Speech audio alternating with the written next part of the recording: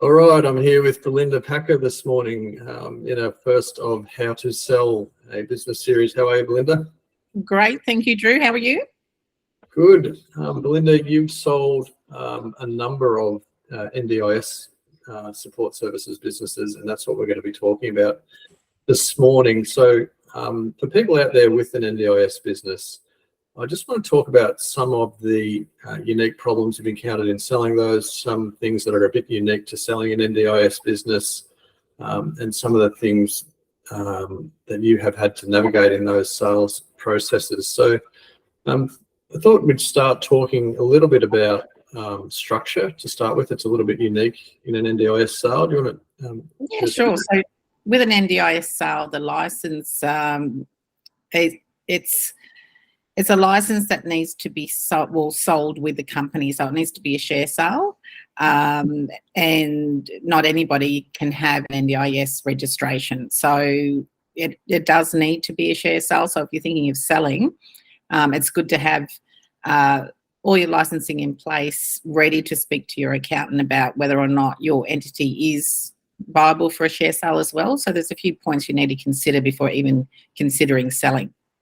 So when you're appraising a business like that, you would run through a goodwill figure and then add a balance sheet figure or an adjusted balance sheet figure, I'm guessing, to that scenario. That's correct, yes.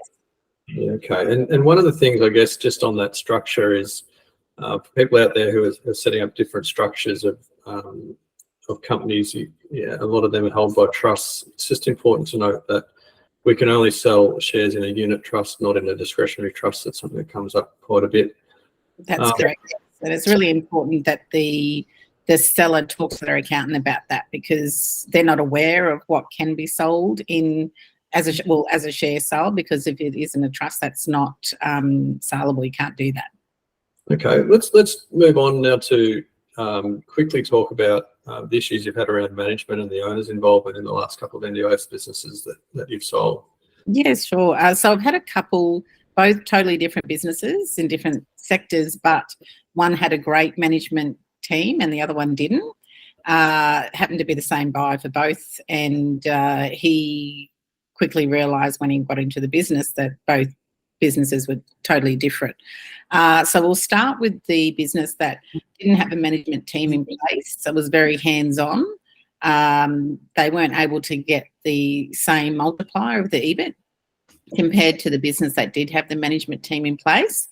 So the more effort you put into management, the better the value you create. That's a good yeah. takeaway. So obviously, if you're sort of working on the business instead of in the business, it's a better way to be as far as the sale price, because you will get a significant amount, more than you would if the business you were working in the business full time, where these owners were actually working in the business full time.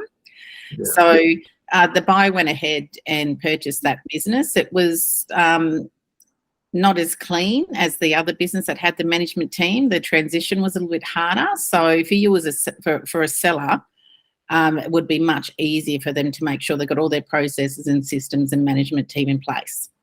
Yeah, okay. And going on to like how you marketed those businesses, were they sold to other NDIS companies or private equity or private buyer? Yes, it was to another NDIS company that were looking at acquisitions. They were heavily in that space, looking for other acquisitions in different states, and that's where most of the buyers come from with NDIS, because you need to have that registration anyway, and it's just an easier transition for people coming in, especially when there's contracts in place, which those NDIS businesses have. And those NDIS businesses that are buying are looking at the big picture, their exit strategy in a few years' time. So if they've got more revenue between all companies, then it looks more appealing when they decide to sell, in 5-10 years' time.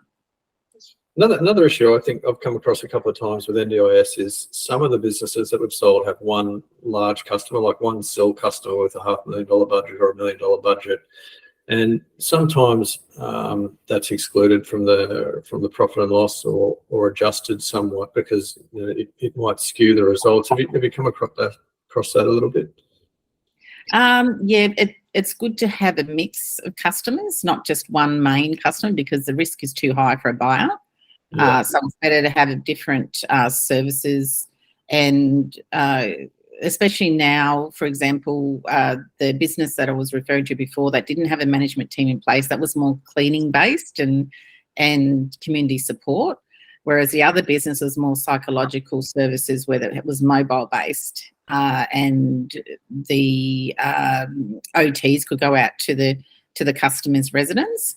And those rates just went up overnight. The government released new rates for that, and that's why that business sold for a premium, because all of a sudden it went from $40 an hour to the government paying $120 an hour. So we projected that out because those contracts were in place. So it's very important to have those contracts in place. And just to summarise, on the whole, is demand still strong for allied health NDIS type businesses? Yeah, we've got plenty of buyers out there for NDIS that are still looking. It's a service that's never going to go anywhere. It's always in demand. In all aspects, whether it's community services, whether it's OT, physiotherapy, any sort of psychological services is really booming as well. We've got one at the moment that's looking at coming on for sale in the next couple of years that are really working on their structure of their company. They're getting a CEO in place, and all their systems and processes are fantastic as far as very detailed, and their compliance, they're already getting that organised and booked in to get their audit. So, people, as far as the professional services with NDIS, they're really looking at making sure their businesses are ready and 100% viable before they put it on the market, so they can achieve that premium price. Yeah. No, good, Belinda. I really appreciate that today. It's a really quick window into NDIS. Anyone looking to get in touch with Belinda can do so through the morganbusinesssales.com website. Belinda predominantly works in Queensland but can work across the country. Thanks for your time today, Belinda. Really appreciate it. It was a pleasure, and yeah, definitely reach out because I'll be happy to help. No worries. Thanks, Bel. Thank you.